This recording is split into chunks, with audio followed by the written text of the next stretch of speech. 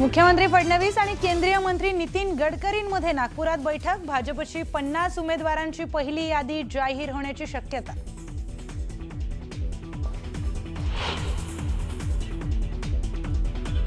मुंबईत ठाकरे बंधूंची युती जाहीर झाल्यानंतर अजूनही जागा वाटपाचा तिढा कायम। मनसे अध्यक्ष राज ठाकरेंनी पुन्हा बोलावली नेत्यांची बैठक।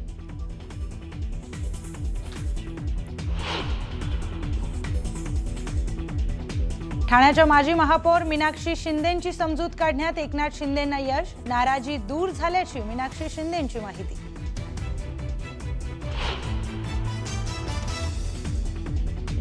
मीरा भाईंदरमध्ये महायुतीचा पेच कायम। भाजपने 24 तासात निर्णय न घेतल्यास स्वतंत्र लढण्याचा प्रताप सरनाईकांचा इशारा।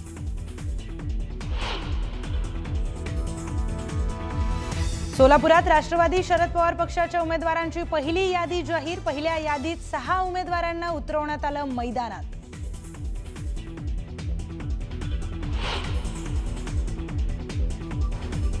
अमरावतीत भाजप आणि शिवसेनेची युती फिसकटली। शिवसेनेने अवास्तव जागा मागितल्याने युती फिसकटल्याची चर्चा।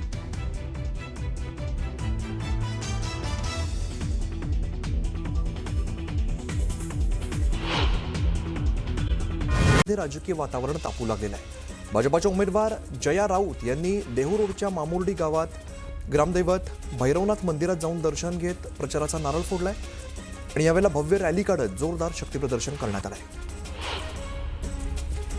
सोलापुरात एमआयएम पक्षाने काँग्रेसला धक्का दिलाय। काँग्रेसने जाहीर केलेल्या उमेदवारांनी एमआयएम मध्ये प्रवेश केलेला आहे। फिरदौस पटेल यांना प्रभाग क्रमांक 16 मधून काँग्रेस पक्षाने उमेदवारी जाहीर केलेली होती, मात्र तरी सुद्धा फिरदौस पटेल यांनी एमआयएम पक्षामध्ये प्रवेश केलाय। एमआयएम नेते फारुख शाब्दी यांच्या उपस्थितीमध्ये हा पक्षप्रवेश पार पडलाय।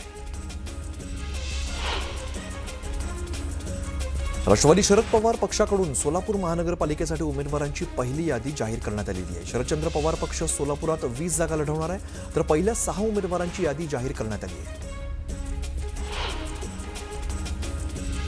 रत्नागिरीत शिवसेना उभाटा पक्षामध्ये फूट पडलेली आहे। माजी खासदार विनायक राऊतांवरती उपजिल्हाप्रमुख सचिन आंब्रे यांनी टीका केली आहे। विनायक राऊत शिवसेना उभाटा पक्षाला संपवण्याचा प्रयत्न करतायत असा आरोप सचिन आंब्रेंनी केला आहे।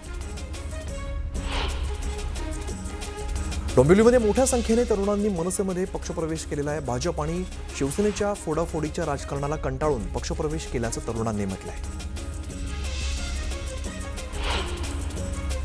उल्हासनगरमध्ये शिवसैनिकांनी संताप व्यक्त केलेला आहे। पक्षात आयात नको, स्थानिकांना उमेदवारी देण्याची मागणी केलेली आहे, तर 500 पेक्षा अधिक पदाधिकारी राजीनामा देण्याच्या तयारीत असल्याची माहिती आहे। चंद्रपूर महानगरपालिकेसाठी ठाकरेंची शिवसेना आणि वंचित बहुजन आघाडीच्या युतीची घोषणा करण्यात आलेली आहे। दोन्ही पक्ष महानगरपालिकेत समसमान जागा लढवणार आहेत। काँग्रेसकडून सन्मानजनक वाटा न दिल्यामुळे आम्ही युती करत असल्याचं म्हणत दोन्ही पक्षांची काँग्रेसवरती टीका बघायला मिळते। अशोक चव्हाण यांना भाजप हिरवा करायचा आहे असं वक्तव्य प्रताप पाटील चिखलीकरांनी केलेलं आहे, तर एमआयएमशी माझा संबंध नसल्याचं स्पष्टीकरण अशोक चव्हाणांनी दिलं आहे, तर त्यांना उमेदवार मिळत नसल्याचं दुर्दैव असल्याचाही टोला त्यांनी लगावलाय। भाजपचा खूप वाईट अनुभव आलेला आहे। भाजपला काही झालं तरी हरवायचं आहे असं म्हणत उद्धव ठाकरेंनी भाजपावरती जोरदार टीका केली आहे, तर 16 तारखेला विजयाचा जल्लोष करायचा आहे असंही ते म्हणाले। महापालिका निवडणुकीसाठी वंचित आणि काँग्रेसने आघाडी केली आहे। काँग्रेस प्रदेशाध्यक्ष हर्षवर्धन सपकाळ आणि वंचितच्या पदाधिकाऱ्यांच्या उपस्थितीत ही घोषणा करण्यात आलेली आहे, त्यामुळे दोन्ही पक्ष पालिका निवडणूक एकत्रित लढणार असं समोर येत आहे। आजपासून काँग्रेस आणि वंचित मित्रपक्ष असल्याचं वक्तव्य काँग्रेस सपकाळ यांनी हर्षवर्धन सपकाळ यांनी केलेलं आहे, तरी नवी सुरुवात असून भाजपाला रोखण्यासाठी एकत्र आल्याचंही त्यांनी सांगितलं आहे। कृष्णराज महाडिक यांनी महापालिकेच्या निवडणुकीतून माघार घेतलेली आहे। मी पक्षाचा निष्ठावंत कार्यकर्ता असल्याचं मत त्यांनी यावेळेला व्यक्त केलेलं आहे, तर पक्ष पातळीवरती झालेल्या निर्णयानुसार महापालिका निवडणूक लढवणार नसल्याचं कृष्णराज महाडिक यांनी म्हटलंय। बारामतीमध्ये शरद पवार आणि अजित पवार एआय महाविद्यालयाच्या उद्घाटन सोहळ्यात एकाच मंचावरती आलेले होते आणि यावेळेला शरद पवार आणि अजित पवारांमध्ये चर्चा झाली। काय चर्चा झाली हे अद्याप गुलदस्त्यात आहे। उपमुख्यमंत्री एकनाथ शिंदे मुंबईतील शिवसेनेच्या 60 माजी नगरसेवकांशी संवाद साधणार आहेत। शिंदे नेमकं काय कानमंत्र देणार याकडे सगळ्यांचं लक्ष आहे। मुंबईतील रंगशारदा या ठिकाणी उद्या मनसेच्या मेळाव्याचं आयोजन करण्यात आलेलं आहे. राज ठाकरे यावेळेला मेळाव्याला मार्गदर्शन करतील. उद्या सकाळी 9:30 वाजता होणाऱ्या मेळाव्यात मुंबईतील सर्व पुरुष आणि महिला पदाधिकाऱ्यांना उपस्थित राहण्याचं आवाहन करण्यात आलं आहे. मुंबईतील सर्व विभाग प्रमुख, शाखा प्रमुख आणि लोकप्रतिनिधींनी उद्धव ठाकरेंनी बैठक बोलवलेली होती.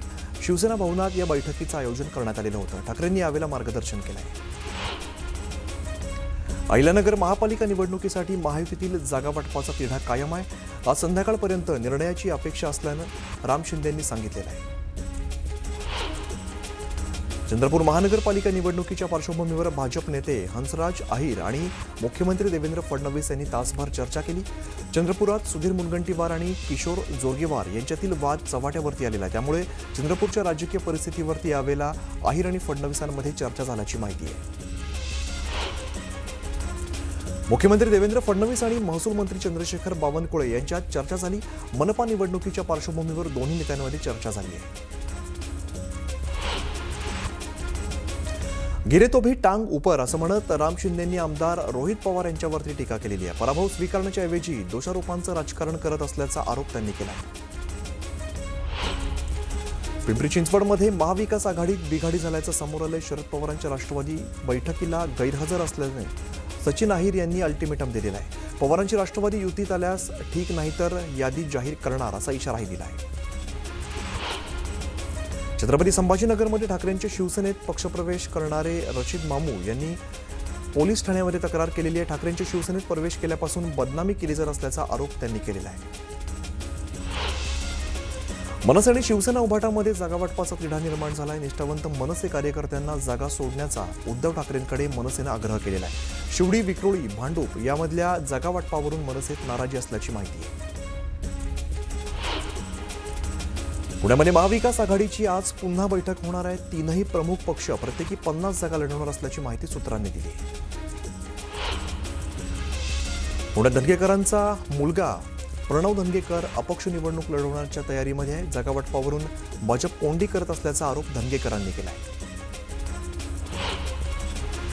पुण्यात गुंड बंडू अंदेकर काल अर्ज भरण्यासाठी आलेला होता, परंतु अर्ज अर्धवट असल्यामुळे अर्ज दाखल झालेला नसल्याची माहिती समोर आली आहे. दरम्यान बंडू अंदेकर उद्या पुन्हा अर्ज दाखल करणार असल्याची शक्यता आहे. बारामतीतल्या Sharad Pawar centre of excellence in artificial intelligence विभागाच्या नूतन इमारतीचं उद्योगपती अदानींच्या हस्ते उद्घाटन झालं. कार्यक्रमस्थळी रोहित पवार, अजित पवार आणि अदानी एकाच कारमधून दाखल झाले. कल्याणमध्ये आमदार सुलभा गायकवाडांच्या कार्यालयामध्ये भाजप कार्यकर्त्यांनी गोंधळ घातलेला आहे. जागा वाटपानंतर स्वबळावरती निवडणूक लढवण्याची मागणी कार्यकर्त्यांनी केली आहे. मालेगाव महानगरपालिका प्रशासनाचं ढिसाळ नियोजन समोर आलेलं आहे. महापालिका निवडणुकीत 4 महिन्यांपूर्वी निधन झालेल्या शिक्षकाची केंद्र क्रमांक 48 साठी मतदान अधिकारी म्हणून नियुक्ती करण्यात आलेली आहे. दीपक आबा पांढऱ्या पायाचे असल्याचं शहाजी बापू पाटलांनी म्हटलेलं आहे. ते जिथे जातील तिथे पराभव होत असल्याचं म्हणत शहाजी बापू पाटलांनी टोला लगावलाय. बारामतीमध्ये शरद पवारांच्या निवासस्थानी स्नेहभोजनाचं आयोजन करण्यात आलेलं होतं. स्नेहभोजनाला गौतम अदानी, अजित पवारांसह संपूर्ण पवार कुटुंबीय उपस्थित होते. कृषी मंत्री दत्तात्रय भरणे यांच्या हस्ते इंदापुरात विजयी नगरसेवक आणि नगराध्यक्षांचा नागरी सत्कार करण्यात आला. नवनिर्वाचित 14 नगरसेवकांसह नवनिर्वाचित नगराध्यक्ष भरत शहा यांचा नागरी सत्कार करण्यात आला आहे. भाषेवरून मारहाण केल्यास जशास तसं उत्तर देणार असल्याचं वक्तव्य निलेशचंद्र जैन मुनींनी केलेलं आहे. भाषेच्या नावावरती जर मारवाडी किंवा अमराठी बांधवाला हात लावला तर ते सहन केलं जाणार नसल्याचं ते म्हणाले. एमआयडीसीतील घातक केमिकल्सवरून ठाकरेंची शिवसेना आक्रमक झालेली आहे. प्रदूषण होणार नाही याची उद्योगमंत्री सामंतांनी जबाबदारी घेण्याची मागणी केलेली आहे. तर लोटे एमआयडीसी स्थानिकांचं आरोग्य धोक्यात आल्याचा आरोप सुद्धा केलेला आहे. खोपोलीमधील मंगेश काळोखे यांच्या हत्येप्रकरणी हल्लेखोरांच्या निषेधार्थ रायगड जिल्ह्यामध्ये ठिकठिकाणी शिवसैनिकांकडून निषेध व्यक्त करण्यात आलेला आहे. काळोखे यांची हत्या राजकीय सुडापोटी करण्यात आल्याचा आरोप शिवसैनिकांनी केला आहे. अलिबाग वडखळ मार्गावरती मोठी वाहतूक कोंडी झाली आहे. नववर्षाच्या स्वागतासाठी मोठ्या संख्येने पर्यटक अलिबागच्या दिशेने जात असल्यामुळे वाहनांच्या लांबच लांब रांगा लागल्या. त्यामुळे वाहनधारकांना मनस्ताप सहन करावा लागतोय. मुंबई उपनगरी रेल्वे आणि लांब पल्ल्याच्या गाड्यांमधून सर्वसामान्यांचा सुकर आणि सुरक्षित प्रवासासाठी मध्य आणि पश्चिम रेल्वेने राष्ट्रीय योजनेच्या अंमलबजावणीला सुरुवात केलेली आहे. नव्या मेगा टर्मिनसच्या बांधणीसह विद्यमान टर्मिनसमध्ये फलाट विस्तार आणि नव्या मार्गिका उभारण्यात येत आहेत. त्यामुळे 2030 पर्यंत मध्य आणि पश्चिम रेल्वेवरती नव्या 749 लोकल फेऱ्या आणि 133 नव्या मेल एक्सप्रेस सेवेत येणार आहेत. मुंबईत राबवण्यात येणाऱ्या मेट्रो प्रकल्पासह ऑरेंज गेट ते मरीन ड्राईव्ह भुयारी मार्ग प्रकल्पाच्या कामाला गती मिळणार आहे. राज्य सरकारने या प्रकल्पांसाठी MMRDAला 803 कोटींचा निधी दिलेला आहे. हा निधी मिळाल्याने या प्रकल्पांच्या कामांना आता गती मिळणार आहे. पश्चिम रेल्वेवरील कांदिवली ते बोरिवली दरम्यान 6व्या मार्गिकेच्या कामासाठी घेतलेल्या ब्लॉकचा फटका आज सुद्धा प्रवाशांना बसणार आहे. रेल्वे प्रशासनाकडून आजच्या 235 लोकल फेऱ्या रद्द केलेल्या आहेत. शनिवार ते सोमवार या 3 दिवसात एकूण 629 लोकल सेवा रद्द करण्यात आल्या.